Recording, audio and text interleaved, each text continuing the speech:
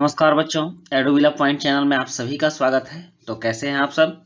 उम्मीद करता हूं कि आप सब अच्छे होंगे और आपकी पढ़ाई भी बहुत अच्छी चल रही होगी। तो चलिए शुरू करते हैं आज की वर्कशीट। और आज की वर्कशीट है क्लास 6 के मैथ की वर्कशीट संख्या 34। आज के इस वर्कशीट में हमें कुछ ज्यामितीय चित्रों के बारे में समझना है, जैसे रेखा, किरण, समानांतर और प्रतिच्छेदी रेखाएं। इन रेखाओं की अगर हम अच्छी समझ बना लेते हैं तो पूरी लाइफ ज्योमेट्री पढ़ने में हमें आसान होगा और इनसे संबंधित जो भी बातें हमारे सामने आएंगी उसको हम समझ पाएंगे। इसलिए इन चीज़ों को जानना बहुत जरूरी है कि रेखा क्या होता है, किरण क्या होती है, समानांतर और प्रतिच्छेदी रेखाएं क्या होती हैं। तो चलिए शुरू करते हैं सबसे पहले रेखा से। रेखा एक रेखा बिंदुओं से बनी सीधी होती है, मतलब इसमें बिंदु बिंदु होते हैं और यह सीधी होती है जिसकी कोई शुरुआत या अंत नहीं होती। आप देख रहे हैं कि दोनों साइड में तीर लगा हुआ, और दोनों साइड तीर लगने का मतलब हुआ कि यह इधर भी जा रही है और इधर भी जा रही है, इसका कहीं से शुरुआत या अंत नहीं हुआ है। और इसमें दो बिंदु दिया गया है x और y। तो इस तरह से ये हो गया रेखा x y। समझ गए कि वैसा चित्र जिसका कोई शुरुआत या अंत ना हो उसे रेखा कहते हैं। उसके बाद है किरण। किरण एक किरण लाइन का एक हिस्सा है जिसमें एक अंतिम बिंदु होता है और हमेशा के लिए एक दिशा में विस्तार होता है। जैसे यहां से शुरू हुआ तो हमेशा इधर बढ़ते रहेगा, तो यह किरण हो गया। समझ गए? तो इस तरह से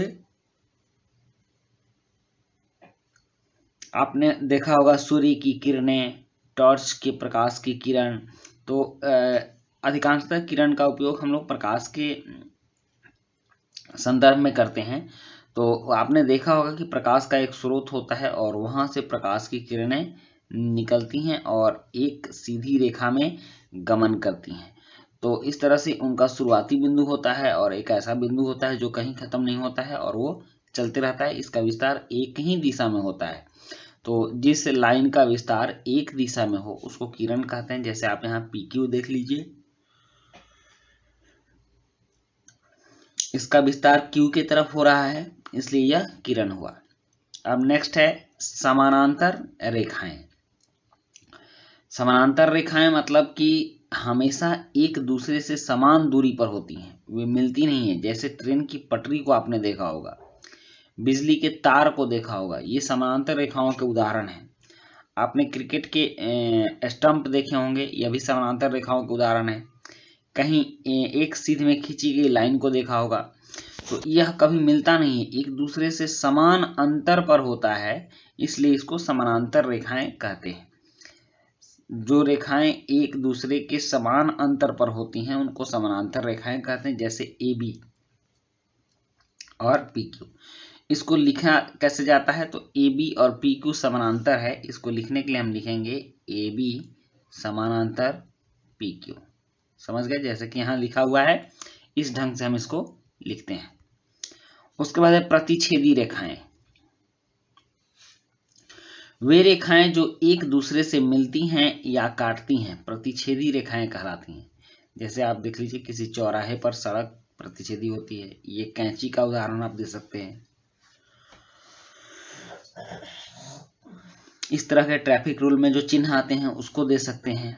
ठीक, यहाँ दिया हुआ है रेल रोड क्रॉसिंग, यह क्या है? प्रतिच्छेदी रेखा का उदाहरण है। यहाँ देखिए AB रेखा PQ को काट रही है और यह O बिंदु पर काट रही है। तो इस तरह से AB प्रतिच्छेद करती है PQ। तो आपने देख लिया प्रतिच्छेदी रेखाएं क्या होती हैं। अब प्रश्न एक है कि तस्वीर के साथ दिए गए शब्दों का मिलान करें। तो समानांतर रेखाओं का, ये समानांतर रेखाएं तो इनसे मिलान कर दीजिए, प्रतिच्छेदी रेखाओं को प्रतिच्छेदी रेखाओं से मिलान कर दीजिए, और किरण का मिलान किरण से कीजिए और रेखा को रेखा से मिलाइए।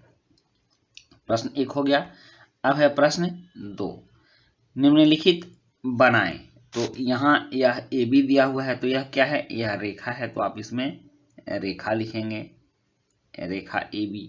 और यह MN क्या है, यह किरण है, तो आप इसमें किरण लिखोगे। समझ गए? तो इस तरह से हम लोगों ने आज क्या क्या जाना, रेखा, किरण, समानांतर रेखाएं और प्रतिच्छेदी रेखाएं। तो बच्चों ये थी आपकी आज की वर्कशीट और उम्मीद करता हूं कि आपको वर्कशीट समझ में आ गई होगी और वीडियो अच्छी लगी तो अपने दोस्तों को शेयर भी किया कीजिए और फिर मिलते हैं हम लोग नेक्स्ट वीडियो में। Thank you.